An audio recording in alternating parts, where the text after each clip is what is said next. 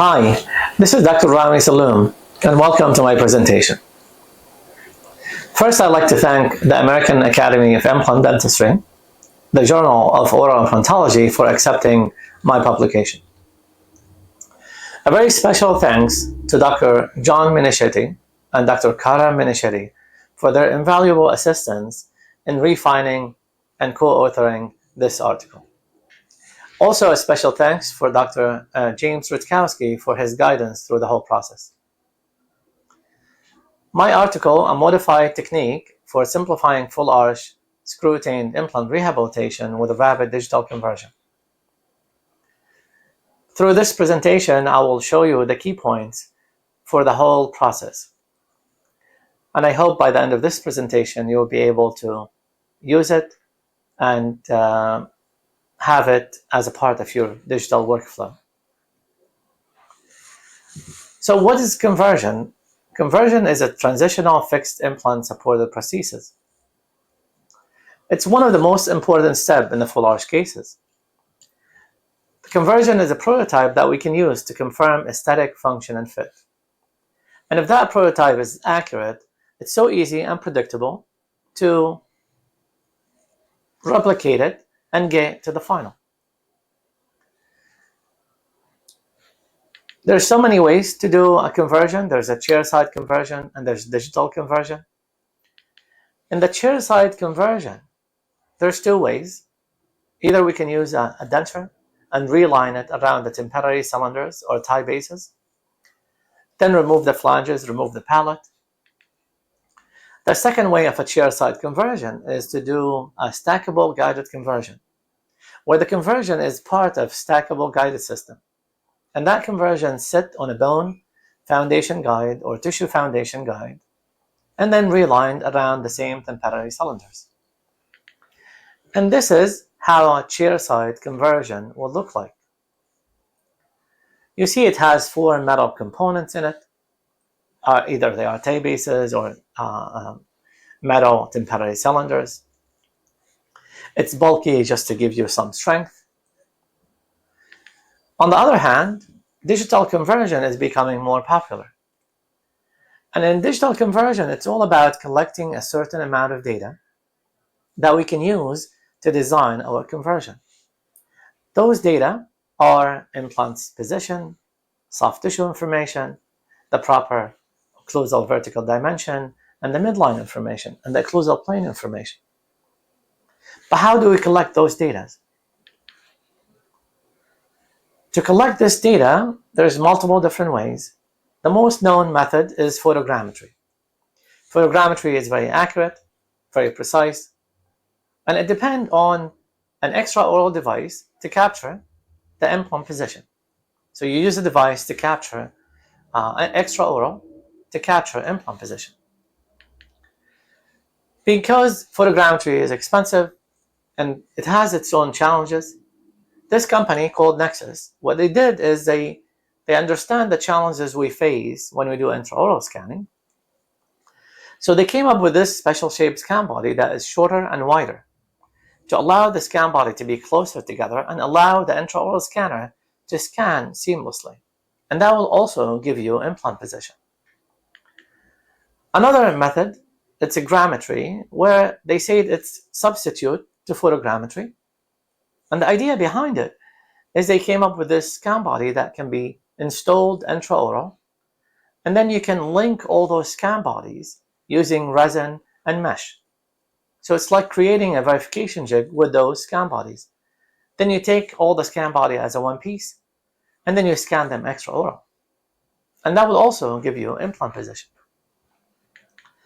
But when it comes to the other data, the other information, like the midline, incisal edge position, occlusal plane, soft tissue information, what is common now is you put some reference point. You put some screws in the palate, in the tuberosity area, in the chin, retromolar pad area, and you scan before you do the surgery.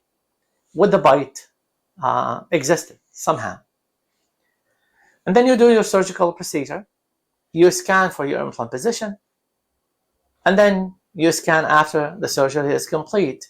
And then what they do is they match those screws or those reference points from prior to surgery to after the surgery. And that's how they can collect all the rest of the data. And now there's my method, the rapid digital conversion. What distinguishes this method is that I'm scanning extraoral, and I'm scanning a model, a single and mounted model in occlusion. Regardless of which method you choose, you will end up with the same result.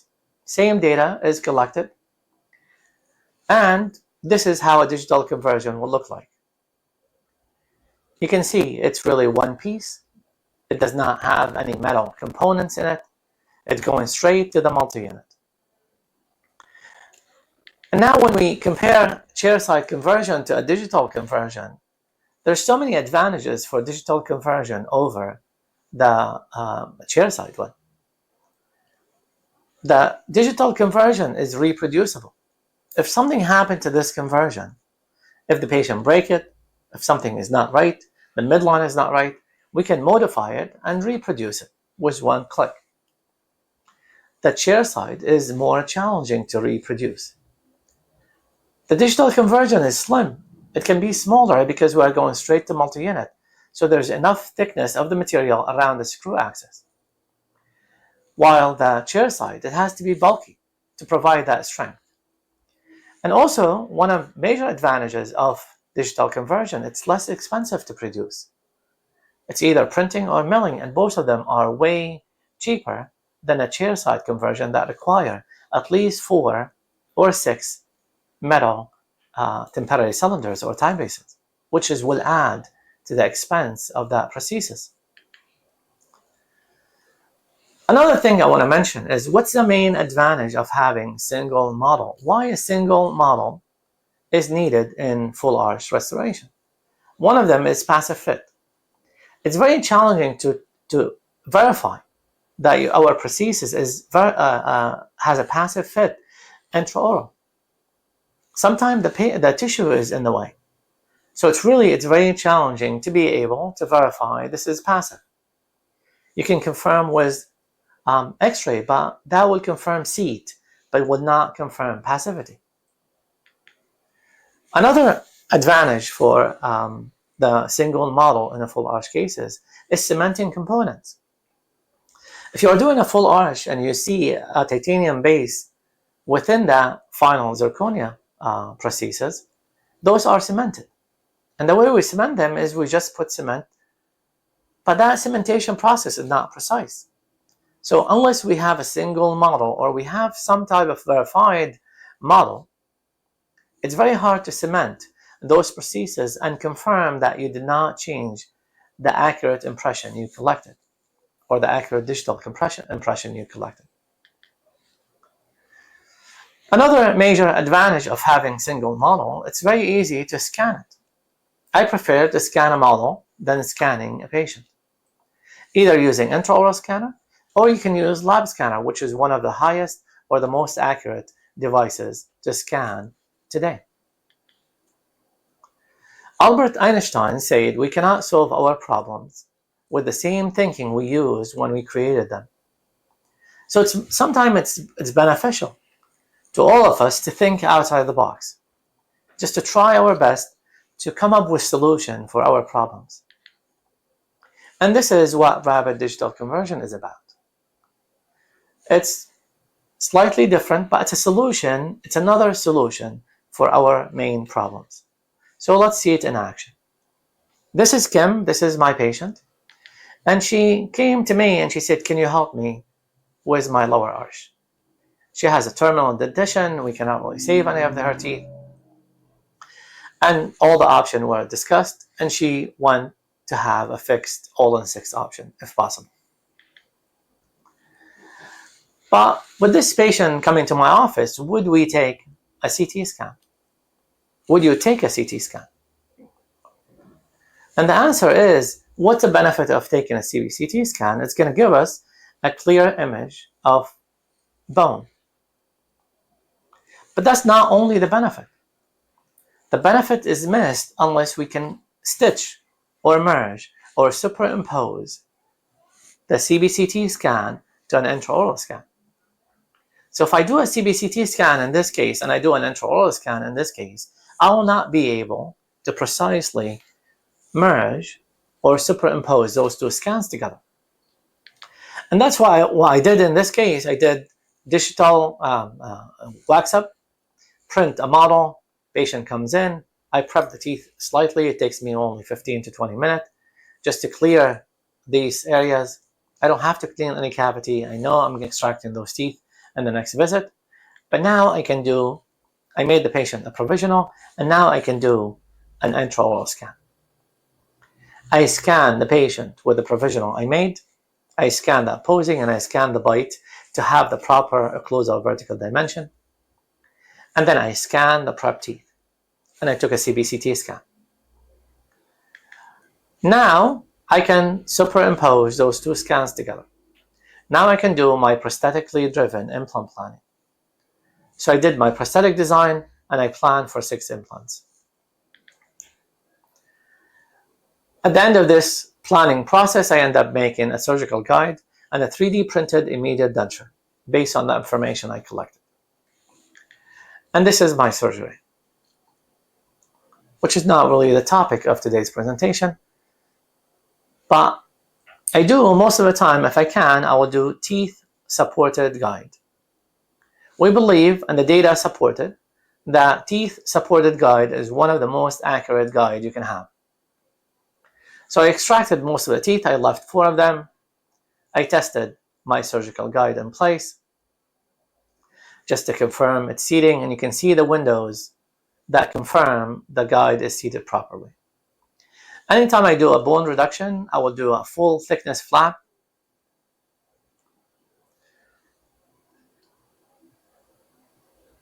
I remove the papilla because we don't really need them in this case. Reflect my flap. I do guided bone reduction just to confirm implant depth. I follow all the protocol to prepare osteotomy, and then I place my implants guided when I can.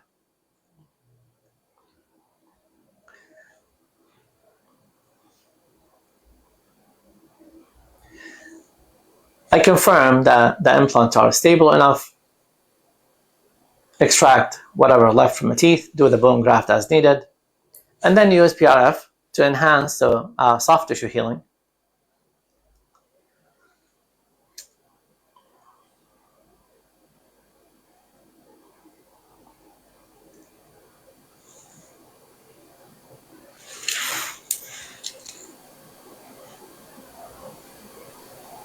And then I do my suturing. I want you to pay attention in this end of this video that regardless if you are a freehand or a guided implant placement like a dentist, the end result is the same. In both times, you will end up with the same result. So you're freehand, you will end up with this step. If you are guided, you will end up with this step. And this is how it looks after the surgical procedure was completed. But I want you to pause on this picture. If you notice that before the surgery, no scan was taken. I want you to notice that there's no reference point, no screws in the chin or the retromolar pad area. So the surgeon can complete his work and just move on. So if you're a surgeon but you don't really want to worry about scanning, this is a method that will provide you with this option. The surgery is complete, there's no pre-scanning, there's no reference point, and there's no post-surgery scanning yet. The next step is I need to take an impression for this patient. And to simplify this impression process, I know that we like to make a verification jig. We believe in an open tray and closed tray technique, but they are not efficient when it comes to full arch cases, when we need an impression right away. So I designed those 3D printed resin plates, and instead of the floss, I can modify them and I can connect all the impression coping within 10 to 15 minutes in a chain mode. So I use the first resin plate, the second resin plate, add some pattern resin to it, and then the third resin plate. All of them are connected. Now I do verify that this verification jig is passive. I will take this verification jig out, add more pattern resin on the inside just to confirm that everything is stable. We cannot afford any of those impression coping moving. Add more pattern resin, and then just put it back to verify it's passive. For immediate conversion, 100% passivity is not critical. So we can tell when we put that verification jig back in place, we can tell that it's really passive. It's seated in place, it's comfortable, it's not rocking. We can use we can put the screw in the most distal implant and just see if there's any movement. After this verification jig is checked, now I do my trayless impression technique. It's a two-step process where I use my putty material from the lingual or palatal side, lingual side in this case. Wait until this putty material is set, and then I remove it.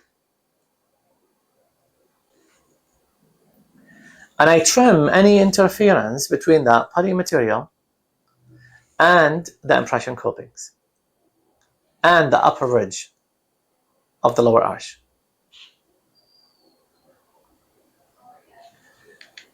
After trimming, we put this putty material back in place. The only purpose for this putty material is to work as a custom tray for this patient, just to contain the light body wash from going or preventing it from flowing everywhere. After putting the putty, now I inject the light body wash under and over this verification jig. The strength for this impression material is coming from the resin verification jig which is within the impression material. The process of making verification jig takes only 20 minutes.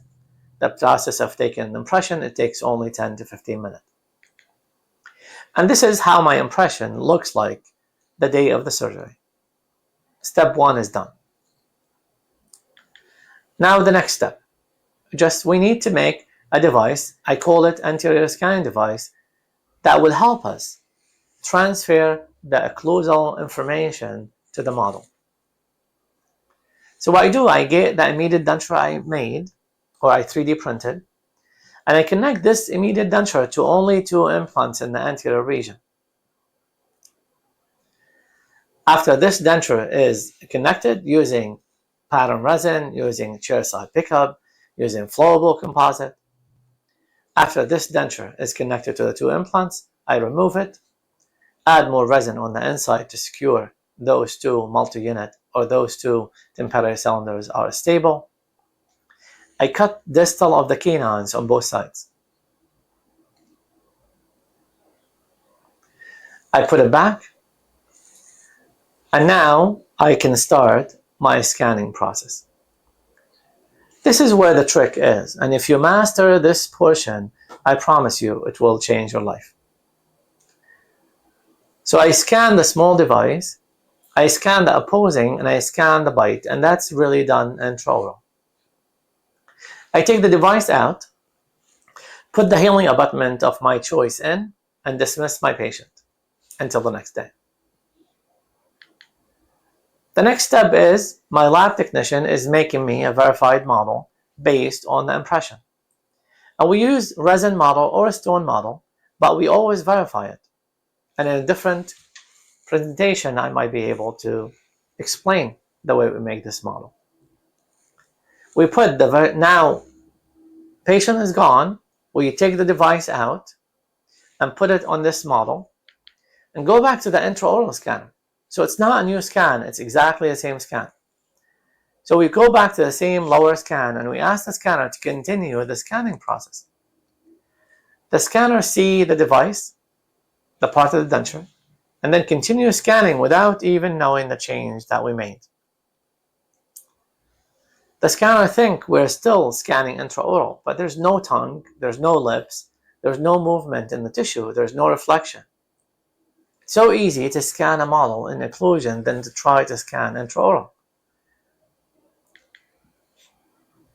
Now I take the device out, put a scan body in, and the beauty of this method also that you don't have to be locked with one expensive scan body. Any scan body that your lab will recognize can be used with this method. We'll put the scan body on the model, we go back to the intraoral scanner, create a new biocopy scan, trim the portion of the data that we need to rescan. So remove the device, remove the part of the soft tissue that need to be rescanned, and then ask the scanner just to fill the missing data.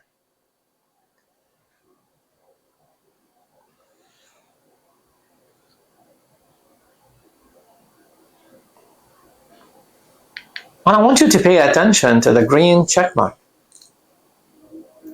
The green check mark is an indication that this scan is superimposed properly with the lower scan. What's the end result of this process? With the intraoral scanner only, now we have 3 scans in a closer relationship. We have the upper scan that was done from the patient. We have the lower scan with the small device or a small part of a denture and the soft tissue that was done extraoral and intraoral. And we have one scan that was done completely extraoral for the model with the scan body. And the 3 of them has all the information the lab needs to design a conversion. But if we look at this study that was done in 2021, where they did that, where they say they checked the influence of lab scanner versus intraoral scanner on determining the implant access by using 3 different scan abutments. So they have 3 different scan bodies, and they scan them using intraoral scanner and lab scanners. And the conclusion was that the lab scanner provides higher degree of accuracy compared to intraoral scanner, and therefore serves as a gold standard.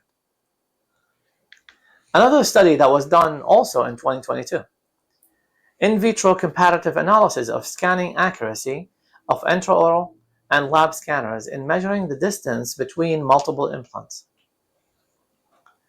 What I like about this study, they tried 2 intraoral scanners and 2 lab scanners. And in their conclusion, they say intraoral scanners produced significantly more errors in trueness and precision than lab scanners. So in those 2 studies, they are saying that lab scanner perform better than intraoral scanners. For that reason, because I have a model that has a scan body on it, what I did is I collected 1 additional scan using lab scanners, which are the most accurate scan possible.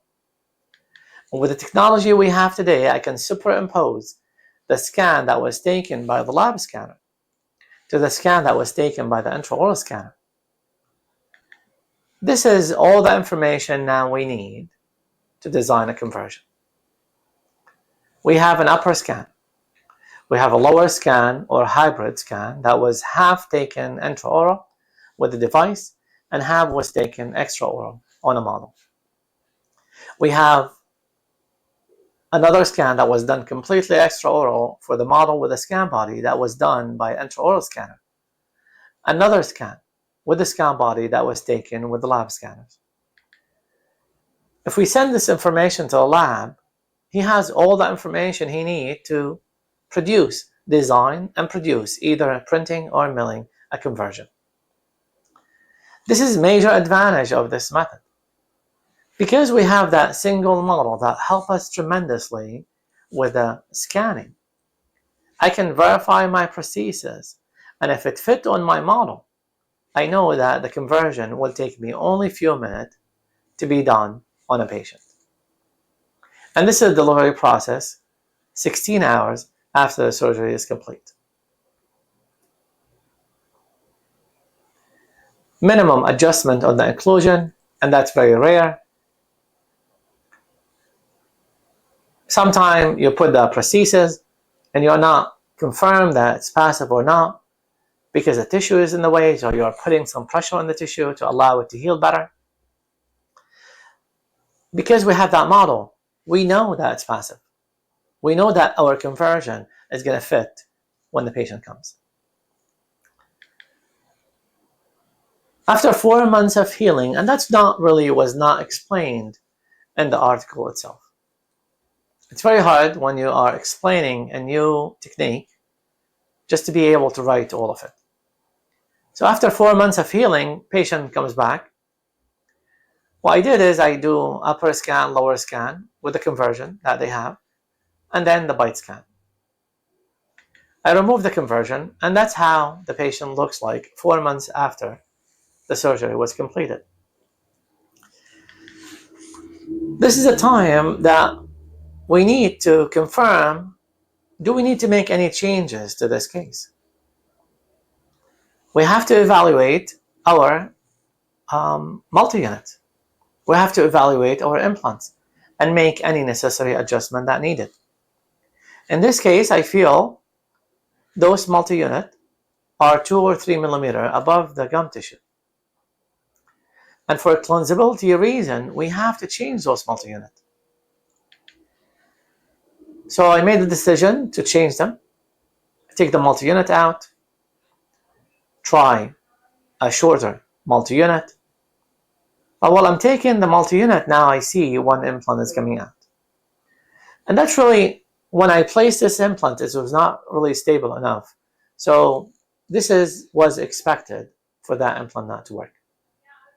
I talked to the patient about placing another implant, but because we have that distal implant, we decided to leave the case and finish it on 5 implants. Now I have a new multi-unit, and I will do the same process I did right after the surgery. But now things are more precise and a better situation. I put the impression coping in. I use the same resin plates and pattern resin to make verification jig. I verify this verification jig is passive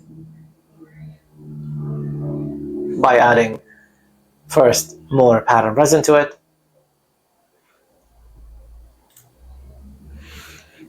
Put it back, and I do a trailless impression technique.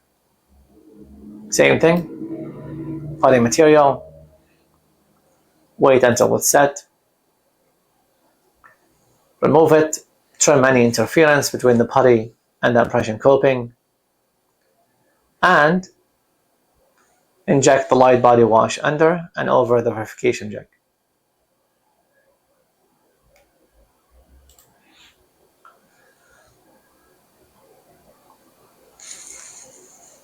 Because I scan the conversion intraoral with a bite, now I made a model from this impression. I put this conversion on the model and ask the scanner to continue the scanning process. So it's really exactly the same scan. We're not making a new scan. The scanner sees the conversion and continues scanning without knowing the changes we made. And that's how we get a single and mounted model, perfectly mounted in occlusion.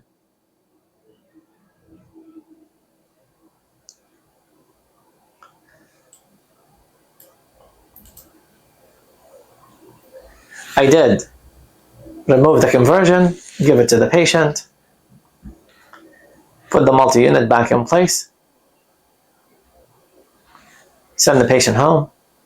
Now I can connect any scan body to the module I have, go back to the intraoral scanner, and tell the scanner to give me a biocopy scan.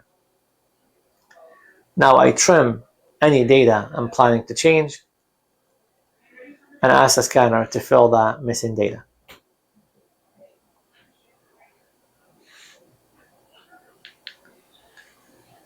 The end result that we have after this process are upper which is intraoral. We have a lower that is hybrid, half intraoral to capture the bite and half extraoral to capture the model and occlusion. And we have a biocopy scan that was completely done extraoral that has a scan body information. All the three scans are mounted perfectly in occlusion. We do superimposing to the lab scan, the final lab scan to the intraoral scan, and this is all the information the lab technician need to make us our final conversion. And this is the final conversion delivery.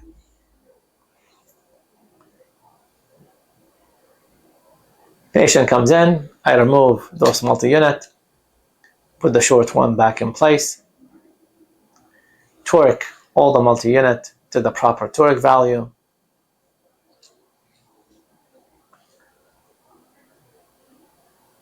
and this is the final conversion.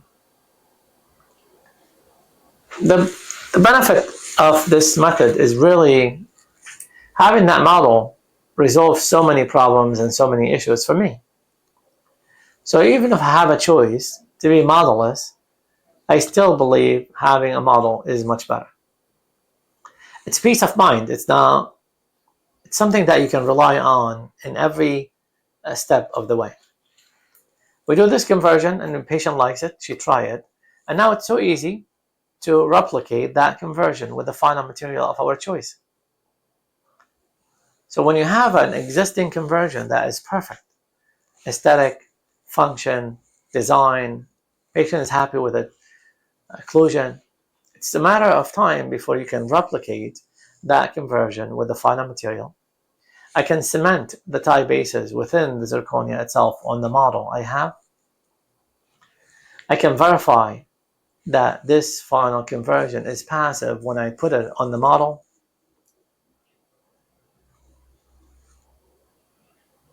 Just passive. And then I can deliver my final to my patient in a couple of days. And just goes in, right in place. 10 minutes, no concern. It's great.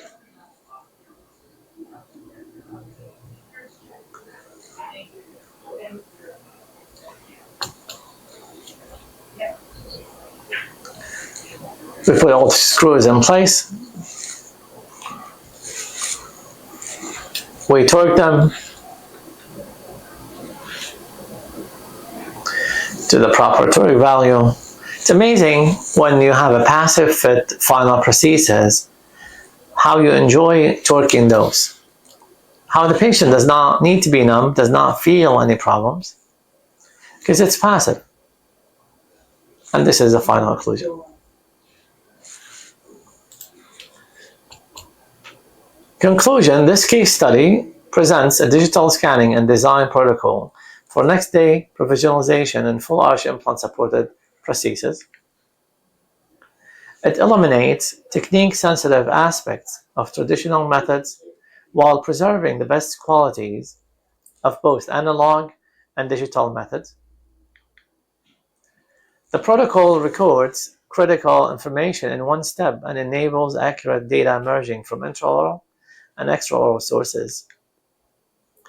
This method is applicable to a wide range of full arch implant cases and can be achieved by both specialists and general dentists. If you are an oral surgeon and you don't want to worry about conversion and you want to make it easy, this is perfect scenario for you, because you can finish the case and the restorative dentist will come in and start his work, which is taking impression and making that small device that can be scanned in two places. With continued improvement to intraoral scanner, the accuracy of scanning extraoral models may be improved. We see that with the intraoral scanners are becoming more and more accurate. So I believe they will be as accurate as a lab scanner, and that will eliminate the need for a lab scanning process. I will be presenting this year during the American Academy of Implant Dentistry annual meeting in Atlanta in November. I'm so excited and very thankful to the Academy for accepting my abstract and allowing me to be on the main stage. I'm so excited to see so many of you over there. If you have any questions, this is all my information. And again, I'd like to thank you for watching this presentation, and I hope you'll find it beneficial. See you sometime. Thanks a lot.